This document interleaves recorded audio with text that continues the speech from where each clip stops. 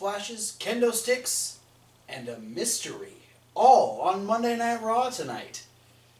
It was a very interesting go-home since we're just... A couple mysteries on Monday Night Raw. Just a few days away from Extreme Rules. Yeah. Some things to think about from Monday Night Raw. And some things to think about. What he said. We open up with Miz TV with Cesaro and Sheamus. Yep. Miz first talking about how the stipulation to his and Dean Ambrose's Intercontinental title match is going to make sure that he wins his 7th Intercontinental Championship. And then he talks about how Sheamus and Cesaro, much like himself, deserve to be champions because they were screwed by the Hardy Boys at WrestleMania. Yeah, and then he turns right back around and does the Miz thing where he starts making it all about himself again. Mm-hmm. Well, it's Miz TV. It's not everybody else TV. So. Yeah, and then Dean Ambrose comes out, interrupts the Miz. Miz calls Dean Ambrose stupid for trying to challenge 3 guys to a fight. And Dean says, I ain't stupid. Let me hop until the Hardy Boys' music starts. He says, crazy I might be. Stupid, I am not. And yeah, Hardys came out and they hopped for a minute and they ran into the ring. You know, Dean Ambrose made the Hardys hop a little more than they were expecting to, but they went right along with it. Yeah. Had a nice little brawl that cleared the chairs, except for one that Dean Ambrose decided to sit in and stare at the Miz. Then we had an impromptu 6-man tag match where the Miz teamed up with Sheamus and Cesaro to take on, guess what, Dean Ambrose and the Hardy Boys. Curdy Long. Yes. Teddy Angle? Nope. No? Fine. Fuck you. This match was okay. It was a lot of miscues. I don't know. Someone was off or everyone was off. I'm not sure what it was, but there was some situations in this match. Still fun to watch. I mean, all these guys are good at what they do. So Ambrose and the Hardys ended up picking up the win. After Ambrose dove out and took out Sheamus, Cesaro had already gotten taken out earlier, I think, from an attack from Jeff on the outside. Then Miz took the weirdest fucking twist of fate I've ever seen. He took a swinging neckbreaker from Matt Hardy. He took something, but then he also took a swanton, and Jeff Hardy pinned him for the win. And as we were moving into the next segment, Michael Cole, was talking about things that were happening and looked over to get Corey Graves' opinion on something at the moment. And Corey was very enthralled in something on his phone, to which he got up and left the commentary table. Yeah. And we came back from commercial, and he was back in Kurt Angle's office, and Kurt Angle was looking at whatever was on the phone, and apparently, according to what Kurt Angle said, is whatever was on the phone was something that could ruin him. Yeah. It was somebody apparently letting Corey Graves in on the fact that they are not pleased with Kurt Angle's job as a GM thus far. Yeah, Corey says, I don't know what it is about me, but people like to tell me things. People like to talk to me. And so Who would you bet it's like Stephanie? It's going to be like the super predictable route. That's what I'm assuming, is that Stephanie is either doing it herself or having someone else spread rumors about Kurt, so she can easily slide into the the position of power when she's back from selling that table bump from WrestleMania. Which hell of a job, Steph. Yeah, she's selling like a champ. We only ever got like one other mention of this the rest of the night because Booker asked Corey a little later in the show, like, what was on the phone, and he's like, I don't want to talk about it. And that was about it. But that wasn't the that wasn't the only time Corey had a face-to-face with somebody? Yeah, because we did have a backstage interview. Charlie talked to the Revival. Yeah. And, insinuated that they might have been the ones that attacked Enzo and Cass. Yeah. Or I mean, just Enzo. Dawson originally said, we haven't been here for a few weeks. We haven't been in competition, and Dash showed off the hardware in his mouth.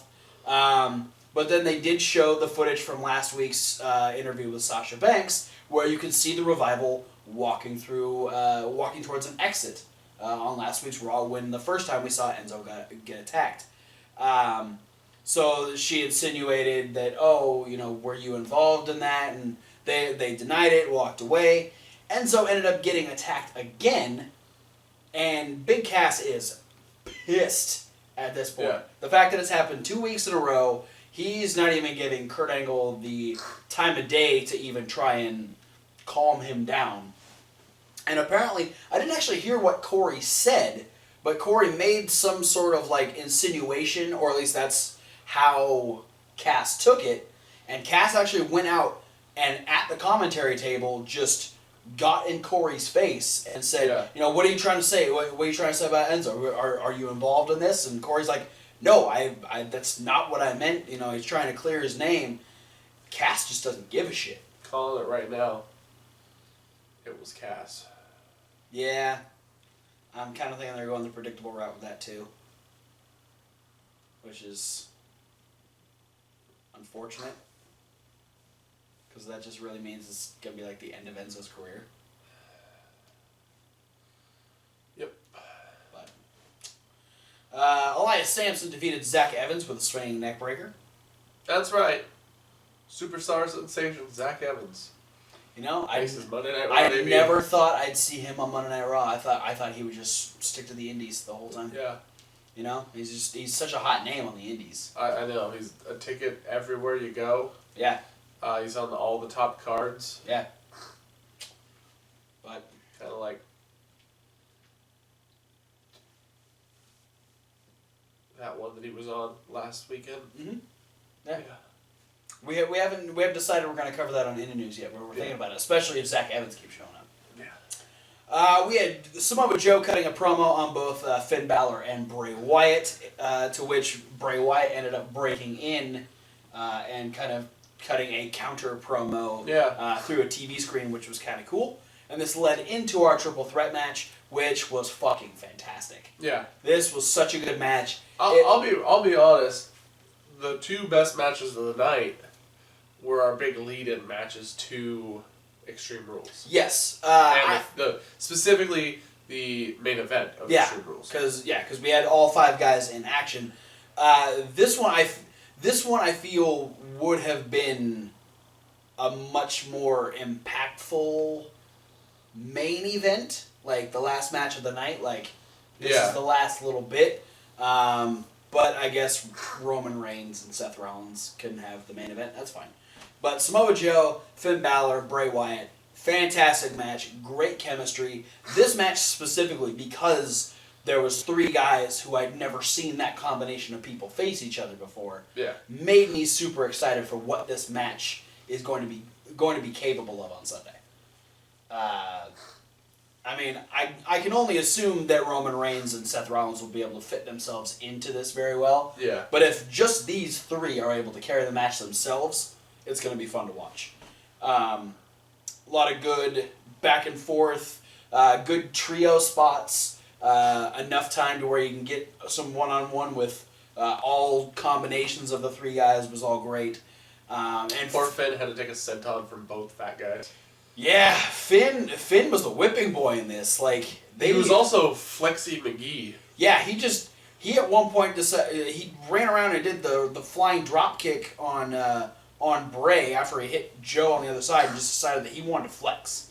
And hey, when you got muscles like that, flex all you want, man. The girls love it, and some guys too. But Finn actually ended up being fairly in control towards the end, was hitting all of his shit on everybody, especially Bray Wyatt, who he ended up hitting the coup de grace on. But as he was going for the pin, Joe slid back in, picked him up, and hurled him through the ropes into the ring post, and then pinned Bray Wyatt to pick up a win for himself. Yeah. So Samoa Joe definitely has some momentum heading into Sunday. Then we had Seth Rollins and Roman Reigns both kind of talk about their main event later on in the show. We had Rich Swann with Sasha Banks at ringside, taking on Noam Dar, who had Alicia Fox in his corner. Because it's a match. That mixed tag team match is official. It's still just guys versus guys, girls versus girls. But it's a stipulation, I guess.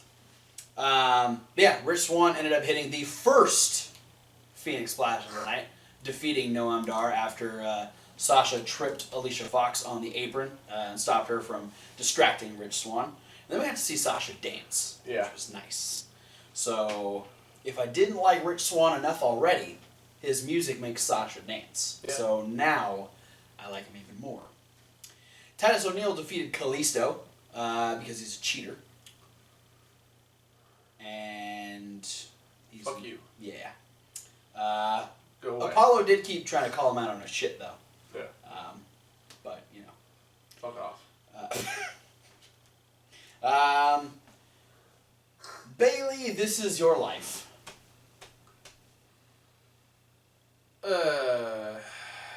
Here's the thing. It wasn't an entertaining segment. No. But I think that's a good thing. I think that's a good thing for Alexa Bliss. Maybe.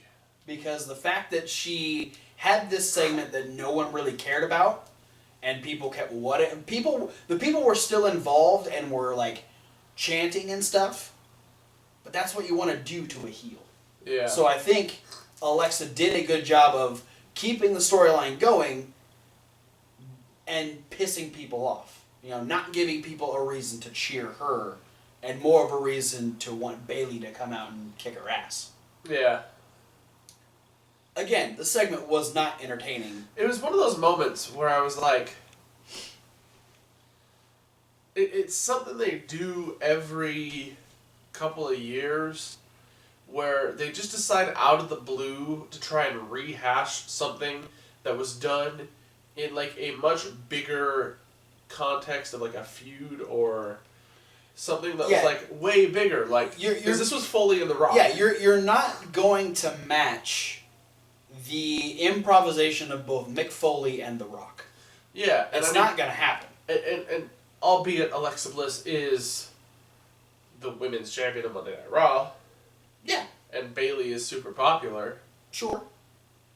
But again, we're not talking like, you're not going to get the same crowd involvement either because we're talking The Rock and Mick Foley in the late 90s, like, level of popularity. Well, and on top of that, the difference between the two feuds is that Mankind was trying to be friends with The Rock. Yeah. He was trying to do something nice for The Rock and convince The Rock to be his tag team partner, and The Rock was being an asshole because that was The Rock. Yeah. I don't even remember what the last This Is Your Life type thing was, but it was another feud like we're getting with Bailey and Alexa.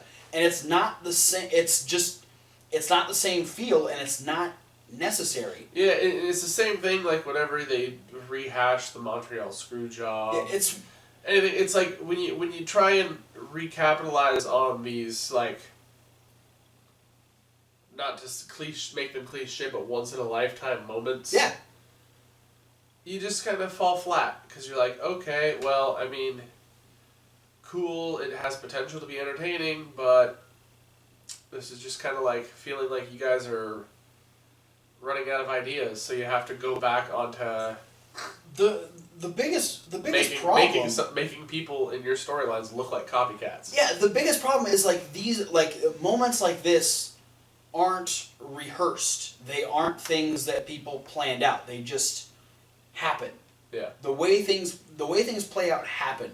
But all of these copycats are like, oh, well, we're gonna do this and it's gonna look like this, and people are gonna be like, oh, remember when that happened?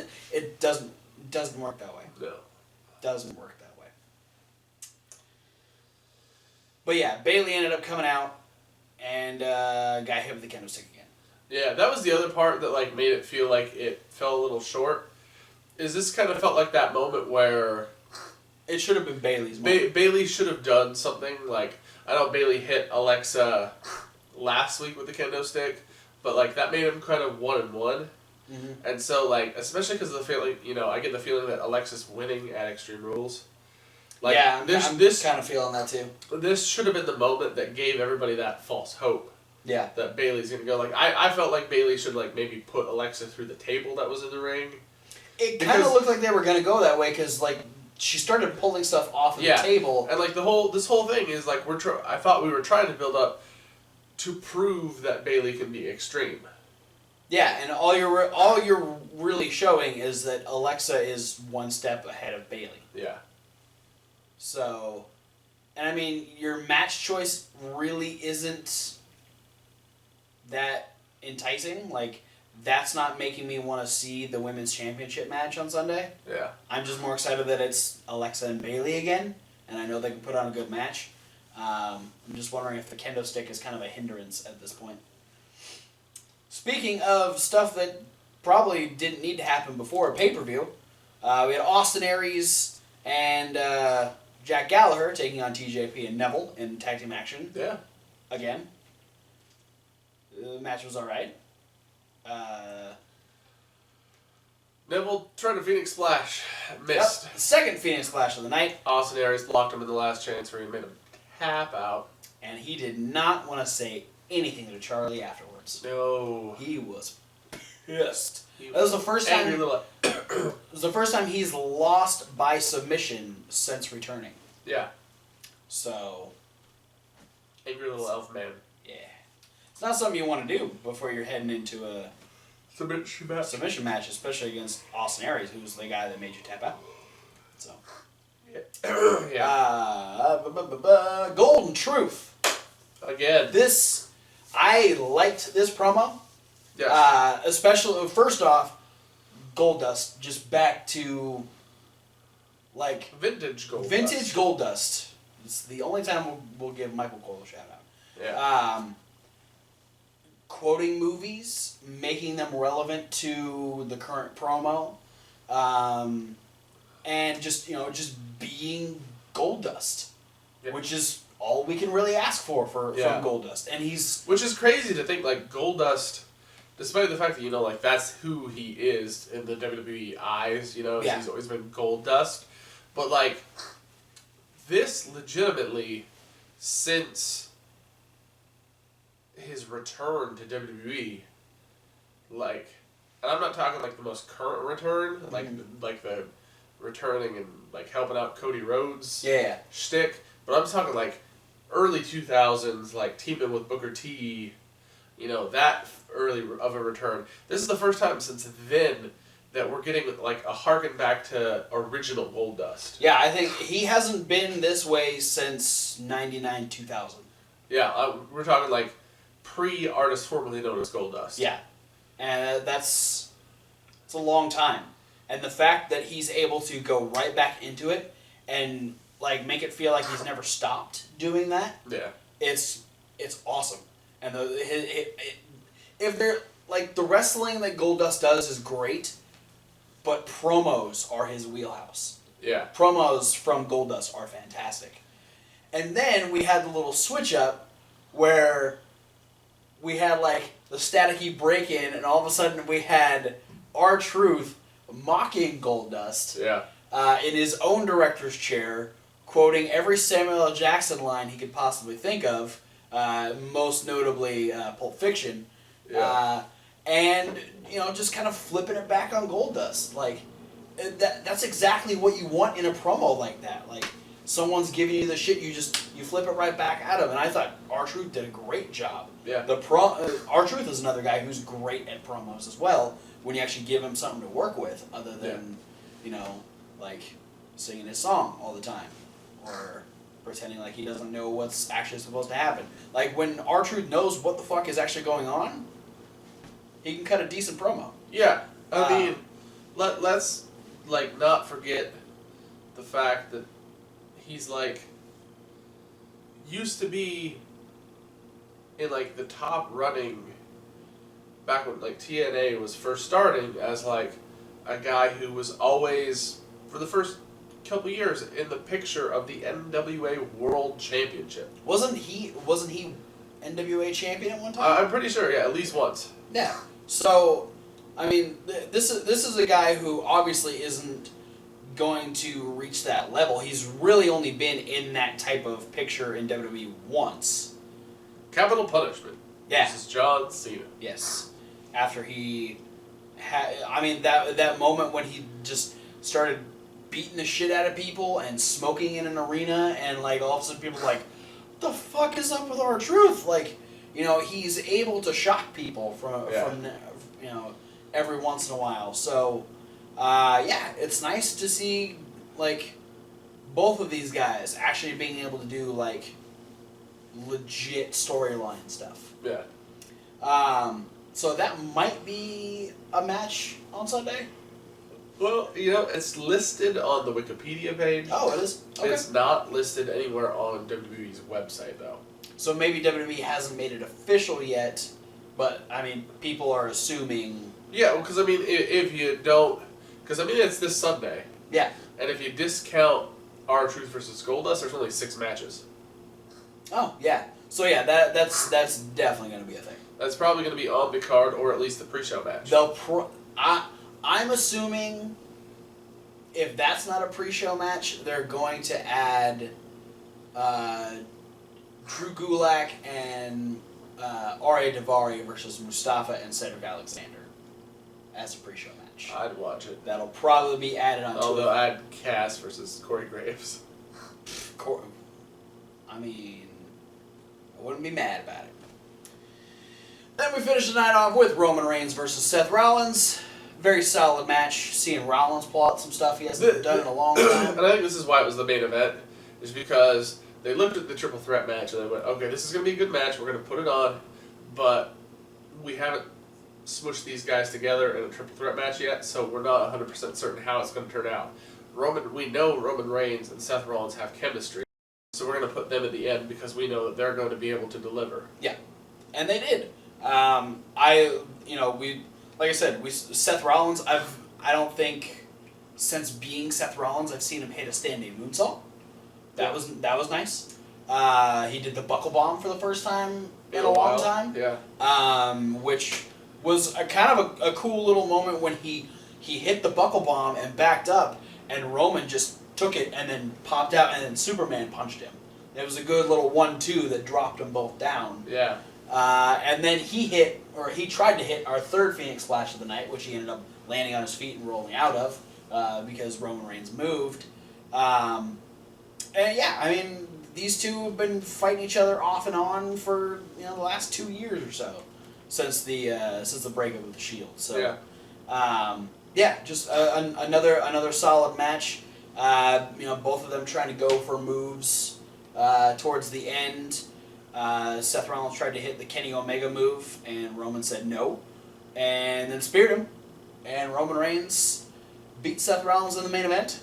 So now Roman Reigns and Samoa Joe have the most momentum heading into Sunday's Fatal 5-Way to determine who will face Brock Lesnar at what's currently known as Great Balls of Fire.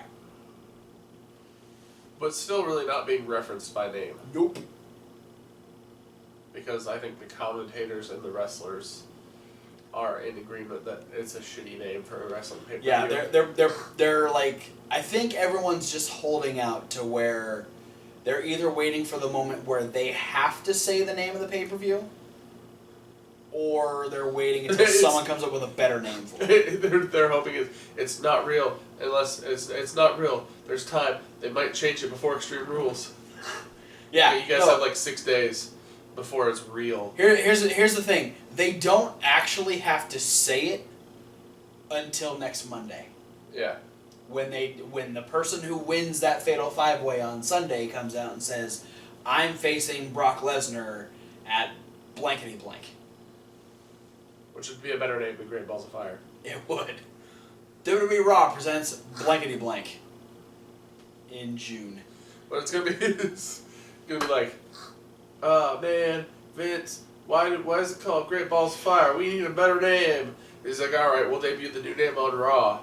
They're like, oh, the name has been changed too. Bragging rights. Fuck. Don't do that. Capital punishment too. That would be better. Depending on where they're going to be. But yeah, that was it for Monday Night Raw. We have some interesting storylines that we haven't quite figured out what's going to happen yet. We got some pretty good build for the pay-per-view, which our predictions will be coming out later this week. Yeah. Sometime before the pay-per-view. Yeah. Yeah. Yeah. Cool. Thanks for watching, guys. Don't forget to like, comment, subscribe. Click the links down in the description. There's a lot of links. Check out the podcast. That is a link. And check out Reasonable Wrestling Fans. That's Reasonable W. Like Wrestling. We're the newest video you can watch me get chopped by professional wrestling stable, The Role Models. It was fun. My chest still hurts. It's Thanks bruised. for watching, guys. We'll see you at whatever video you decide to watch next. Like his ego. Fuck Titus O'Neil. Really, for sure. I mean, like, fuck that dude. Get him off my TV. Get him off his TV. Yeah, because I don't watch him on my TV. I'd put brick through the TV if Titus O'Neil was on the TV. And don't put a brick through my TV, please. I mean, you know how many bricks here. Thank God.